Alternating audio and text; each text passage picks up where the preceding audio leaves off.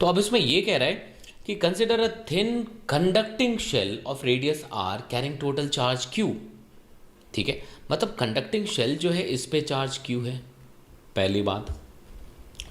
2 point charges q and 2q are placed on points a and b। मतलब एक जो q charge है उसको यहाँ पे रख दिया, ठीक है। 2 point charges q and 2q are placed on point a and b, तो b पे 2q चार्ज रख दिया भाई, ठीक है। Which are at distance 0.5 r, जो डायग्राम फिगर में दिख रहा है आपको, from the centre c of the shell respectively. If the shell is earth how much charge will flow to the अर्थ।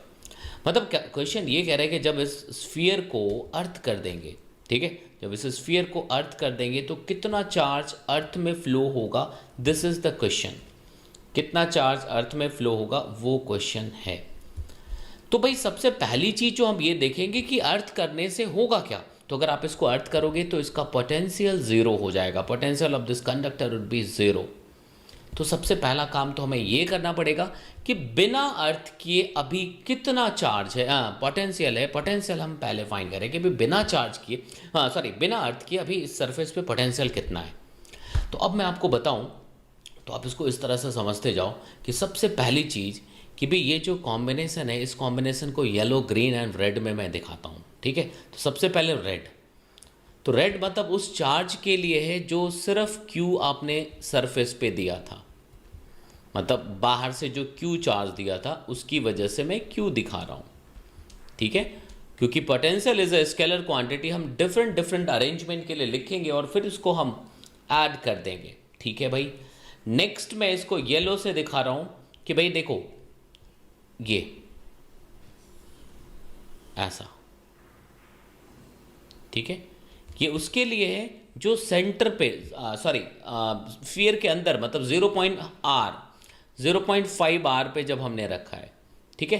तो देखो यहाँ पे ए पॉइंट पे हमने क्यू रखा है at a distance of r/2। अब इस अरेंजमेंट के लिए, ठीक है, और तीसरा मैं रखता हूं ग्रीन से जो बाहर तुमने रखा हुआ है, जो बाहर हमने रखा हुआ है, ठीक है।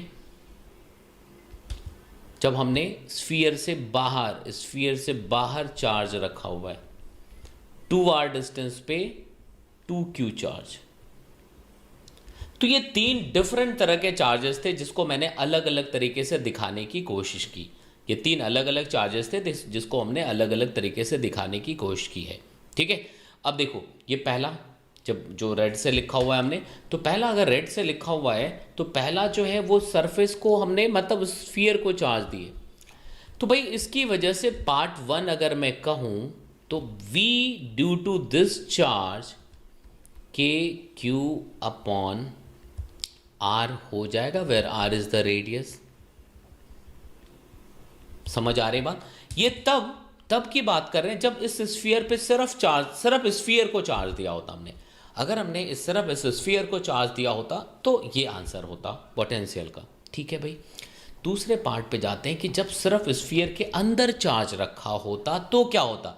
अब ये स्फीयर कंडक्टर है बॉस, ये स्फीयर क्या है, कंडक्टर है। तो इस कंडक्टर के हिसाब से देखोगे तो इनर सरफेस पे नेगेटिव चार्ज आ जाएगा।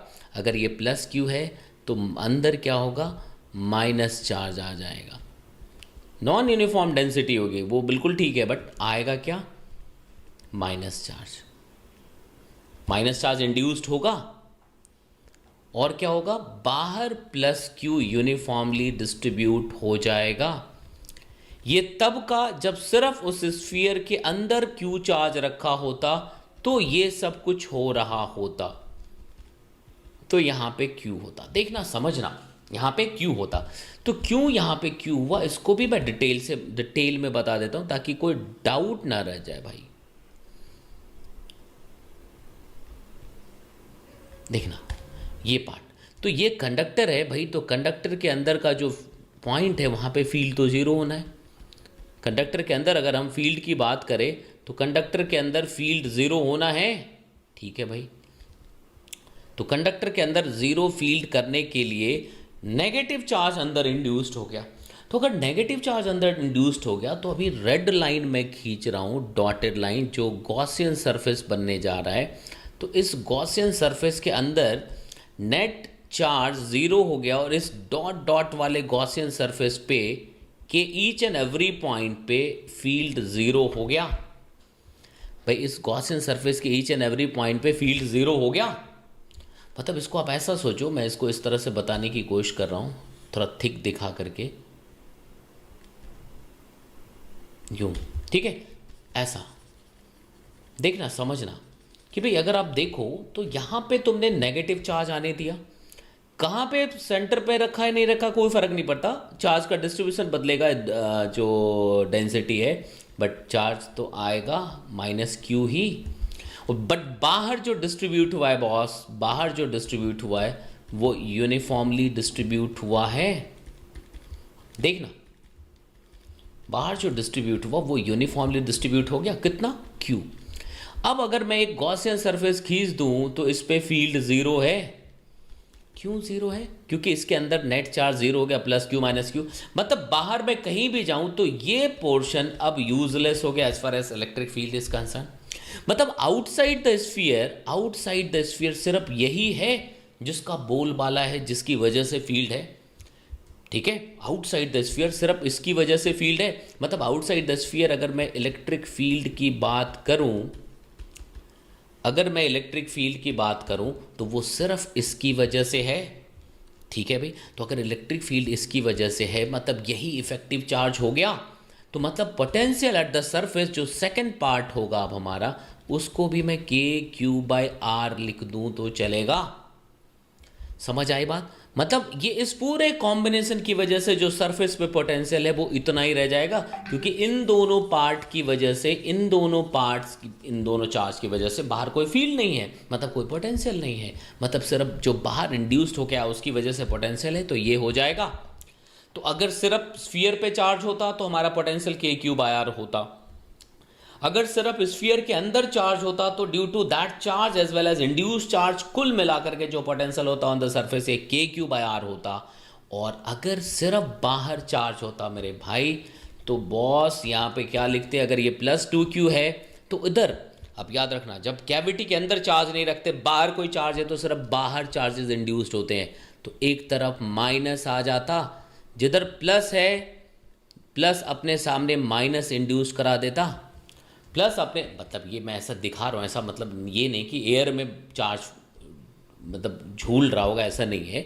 हाँ, सरफेस पे, ये सरफेस पे आता, देखो, तो ऐसा लिख सकते हैं, मतलब एग्जैक्टली यही डिस्ट्रीब्यूशन ऐसा होता, एक तरफ माइनस और दूसरी तरफ प्लस होता।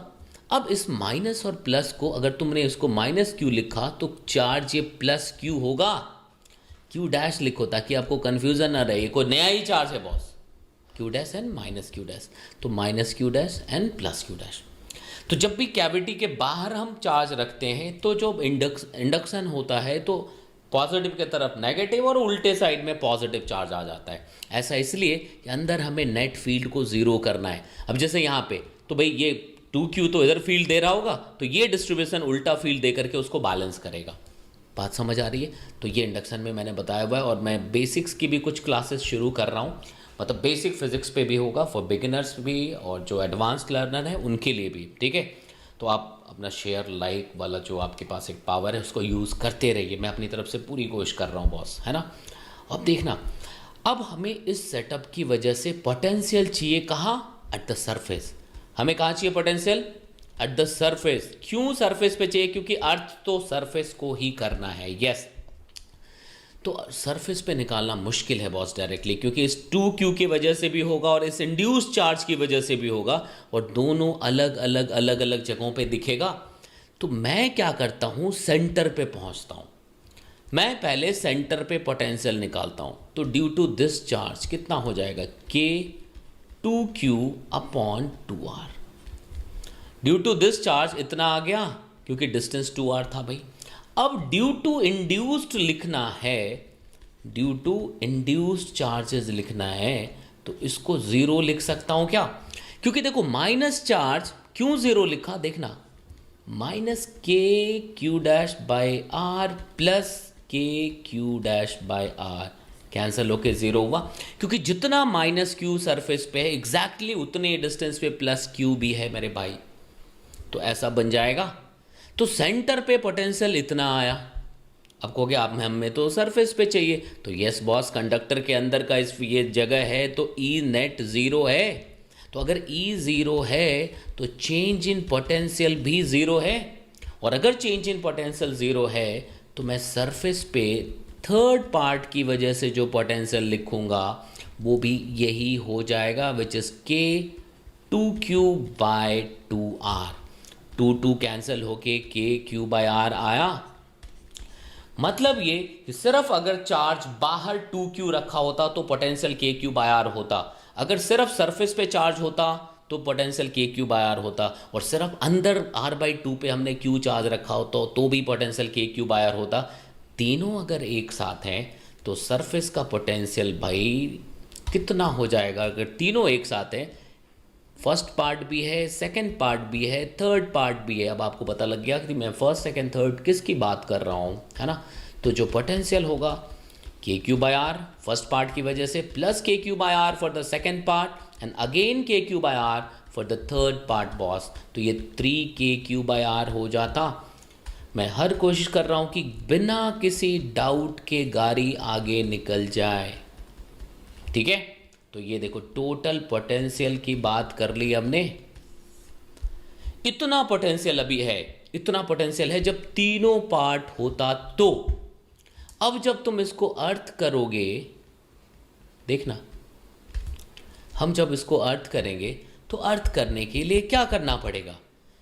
अर्थ करने के लिए हमें क्या करना पड़ेगा? तो यहां पे एक क्यू डैश चार्ज एक्स्ट्रा आना पड़ेगा, और वो क्यू डैश कितना होगा? तो भाई अब हमें क्या लिखना पड़ेगा? देखो अभी पोटेंशियल इतना है, तो अब अर्थ करने के बाद वी नेट ज़ीरो होना चाहिए, मतलब 3k Q by R plus के क्यू डैश बाय आर। मतलब हमने ये एज्यूम कर लिया कि अर्थ करने के बाद अर्थ से जो चार्ज आया है, अर्थ से जो चार्ज आया है, it is Q dash extra. तो अपार्ट फ्रॉम दीज थ्री एक और चार्ज क्यू डैश एक्स्ट्रा आ गया, तो अब हमारा पोटेंशियल इतना हो गया, but it should be equal to zero. मतलब क्यू डैश की वैल्यू 3q होनी चाहिए। तो भाई क्यू डैश की वैल्यू 3q होनी चाहिए, मतलब अर्थ से सरफेस पे -3q चार्ज आना चाहिए, क्यू डैश की वैल्यू माइनस। तो अगर अर्थ से सरफेस पे -3q आना चाहिए, तो लेकिन क्वेश्चन पूछ रहा है सरफेस से अर्थ को कितना जाना चाहिए, तो भाई +3q कन्वेंशन। सरफेस अर्थ से सरफेस पे अगर -3q आ रहा है तो सरफेस से अर्थ में कितना गया? +3q। ऐसा पढ़ते हैं हम कि अगर भाई इधर q गया है तो मैं पूछूंगा जबरदस्ती इधर कितना गया, तो आपको -q गया है। समझ आई बात? तो सो फाइनल आंसर कितना हो जाएगा? 3q। आप इसको देखिएगा, और अगर आपने पढ़ाई की है ढंग से कंडक्टर की तो मेरा नहीं ख्याल कि कोई दिक्कत होनी चाहिए, और अगर नहीं की तो दिक्कत होना लाजमी है, बट टेंशन लेने की ज़रूरत नहीं है, मैं आपके साथ हूँ, करते रहेंगे।